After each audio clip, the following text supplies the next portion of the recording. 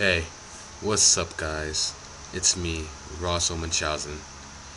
And I want you to know that this video that you're about to see is all theory.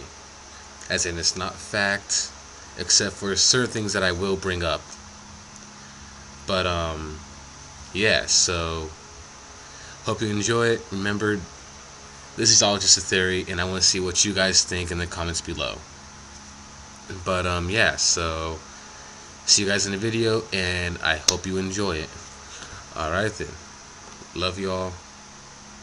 See you in a few seconds.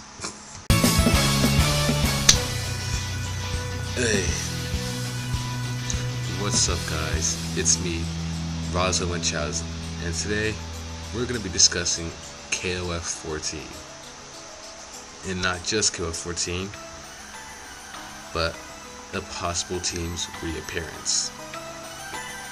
Now, I've shared this with some of the KOF communities I'm on, or one of them at least. Shared this on Cool+, and now I'm going to share it with you guys. And if you can hear the music in the background, then you know very well who I'm going to be addressing. And if you've guessed it, you've guessed right, because today we're going to be talking about the Orochi team. That's right, Shermie, Yashiro, and Chris. Now you're probably thinking like, wait, they're dead. Well, that's what SNK possibly wanted you to think. Now, I was playing KOF 13. You know, KOF 13 had a crap ton of cameos. And I've caught nearly all of them, but there's some that I missed. Yeah, I missed them. And the ones I missed were none other than Chris, Shermie, and Yashiro themselves.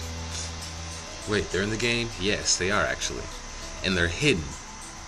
Except for Shermie. Shermie is right there in the open. But yes, literally, they are in KOF 13. Hidden within the backgrounds, except for Shermie. But Yashiro and Chris, they're hidden. Chris, you can find actually on the London stage, hiding behind one of the buses, like he's just peeking his head out, like, "Hey, I see you, ha ha ha, suckers." You know, he's like peeking, like, for real. But he's peeking out, and what the heck? Change color schemes. What? I'm sorry, guys. Oh, what? God. Anyway. But yeah, Chris is out there peeking, like, just like, "Hey, what's up?"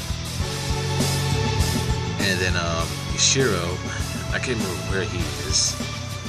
He was somewhere. I found him somewhere, but it wasn't easy though. He was well hidden. But Shermie, she's on the France level, sitting down at one of the tables with one of the civilians who's just rocking her head back and forth like crazy. And she's just sitting there chilling, like right there in the open, so you can visibly see her. Now you guys are probably thinking like, so wait, just because they make cameo appearances, you think they're gonna make an appearance in KOF 14? I'm not saying they'll make an appearance in KOF 14, but possibly 15 or 16. One of the later on games, I think they'll be in. Where's the proof, you may ask? Okay, here's the proof. In the main franchise of KOF, not counting the spin-offs like Maximum Impact or Shuandao Zilong, or whatever it's called, but the main franchise, KOF never teases characters who are dead. For crying out loud, no, I do not want to. Go away, God. I don't know why he's doing that now. But as I was saying, they never tease characters who are dead in their franchise. Maybe other franchises, but not theirs. I'm not going to use XIV for example, because the makers of KOF did know that XIV was dead. I'm not gonna include Wolfgang Krauser either, because no one knows his fate, except for in the movie he died. But yeah. But they never teased dead characters, especially villains. They didn't tease Rugal anymore after he died. Of course, he made like the dream matches and KOF 2 and hidden boss fights through spin-offs and stuff like that. But even then, he hasn't been teased. And he's dead. Gayness hasn't been teased. Dead. Since I'm talking about the Orochi team right now, I'm not going to bring them up. But actually, I might as well. The Orochi team disappeared, vanished. Chrysalid. Oh wait, hell, sorry. Orochi, not dead. But now Chrysalid, fate is unknown, possibly escaped. Clone Zero, dead. Chrysalid again, unknown. Original Zero, dead. Ignis, dead. Mukai, dead. Magaki, dead. Shion, alive, but trapped in another dimension. Saki, dead. Dark Ash Prison, sadly dead. Which is Ash Prison just dead in general. So all these characters I just listed, and they're dead. Oh, Edohide, alive, but you know, I'm not including him because he's not really a villain. All these characters are dead, but really the only characters whose fates are unknown in the franchise is the Orochi teams and Chrysalid. Chrysalid I'll come to some other time. Possibly, I don't know. But the Orochi team though, people are like, they died. Yeah, in their ending. But their ending isn't considered the canon ending though. The canon ending is the hero team with Iori, Chizuru, and Kyo. Whatever the team is. Yeah, I think that's it. But yeah, that's the canon ending for the hero team. And as we see, they're far from dead once they get beat. In fact, they aren't dead. You know, Chris turns into Orochi, the battle begins, it ends. Orochi's still inside Chris's body, is still using him when he goes back to sleep. Which means that Chris was put into a hibernative state alongside Orochi. Shermie and Yashiro disappeared and vanished. Now then, what's that got to do with anything? Well, here you go. Now, since most people believe that they are dead, I'm just going to use this as a sort of a basis type. I don't know. But I'm going to do the best way I can.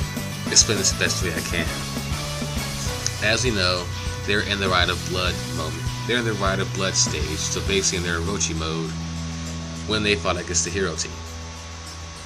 And as we all know, when someone goes into the Rite of Blood, it takes a toll on their body, and it will usually cause them to pass out, or they'll be too weak to really move and do anything else.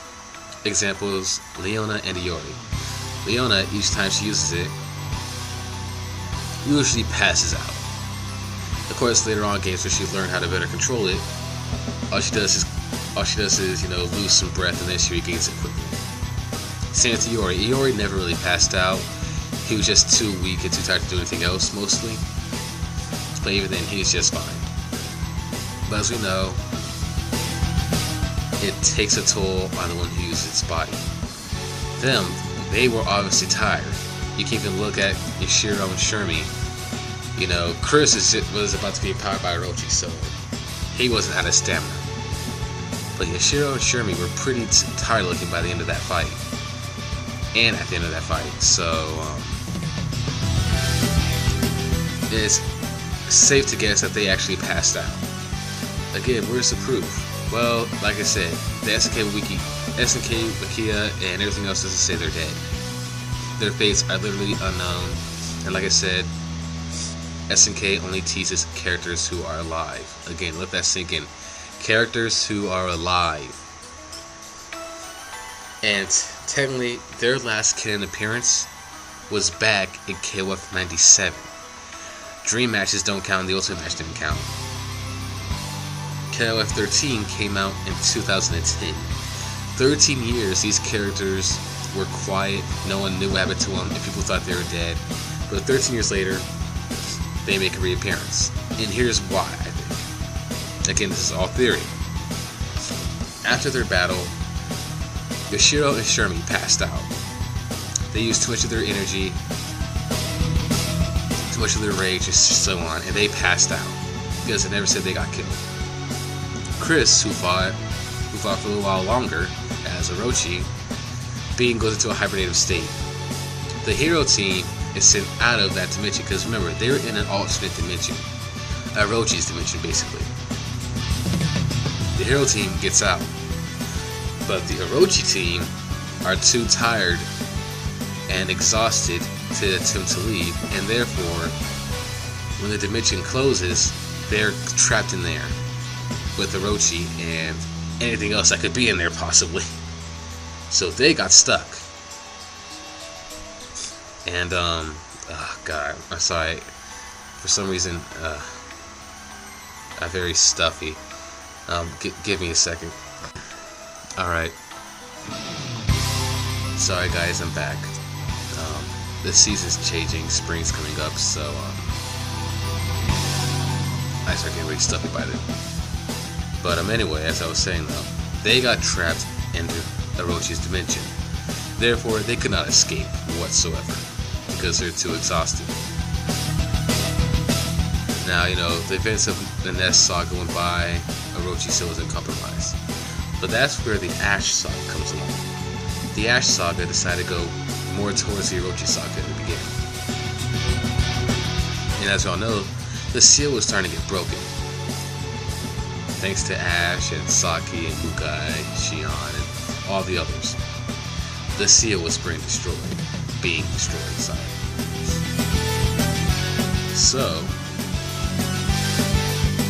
as y'all know, the seal really got majorly cracked after some point, and actually no, the seal was actually broken. Never mind, let me rephrase that. The seal was broken actually, and at that point, Orochi could return at any moment. But did he return? No. But instead, in KOF XIII, who do we see? We see Chris, Yashiro, and Sherman. Why is this, you may ask? I'll tell you why. Because by then they had gained most of their power back and could finally escape from that dimension. And since you're like, why aren't they any older? Here's why. Remember, SNK stopped their whole aging thing after like KOF 95 or 96. Which means that Kyo aged like 1 or 2 years. Rugal aged. Why am I even talking about Rugal? You know, so certain of the characters have only aged like 1 or 2 years, and they've stayed that age forever. Chris, Yashiro, and Shermie didn't come along until 97, when the whole age thing was done. So therefore, they're ageless, just like everyone else, except for like the older characters. Yeah, therefore they're ageless. So with Orochi seal being broken, they were allowed to escape, and are allowed to secretly plot to bring back Orochi again and try to get their revenge. Because I'm pretty sure after being trapped in the dimension for 13 years, you would want revenge. Common sense would tell you that. Now, am I saying they're going to make it into KOF XIV? No, not yet at least. They're probably going to make it to 15 or 16. Possibly. Or the next saga afterwards. But my whole point is, SNK never just teases a group of characters without the possibility of them adding them into one of the newer games. And let's look at the fact that they teased a crap ton of characters. And some of those characters have actually made it into the games. Characters that you would least expect. They tease them, they put them in there. I mean, even go to KOF Maximum Impact. Now, since that series follows more of Fatal Fury, Gisad was dead, but yet, if you went to his tower in KOF Maximum Impact 1, you'll see him sitting on his throne as a cameo. He gets put into KOF Maximum Impact 2 as Nightmare Geese. You then look at Adelheid Bergstein, made a cameo appearance in KOF 2006. Makes an actual appearance as a playable character in KOF 11. Now, those are just examples. But again, I really see it as a high possibility that Orochi, Chris, Shermie, and Yashiro will make it back into the franchise, and that they will be playable.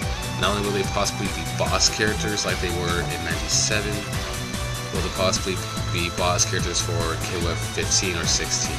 Not 14 again, as I stated, because I don't think they're going to add them in like right away. But again, KOF 15 or 16, or possibly 17 or 18, one of those 4 games I just listed, they are going to make their return along with Orochi, and things are going to really get real.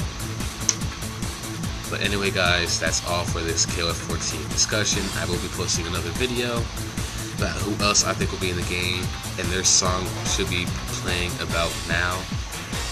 So if you know the music by now, then you know who I'm going to be talking about next.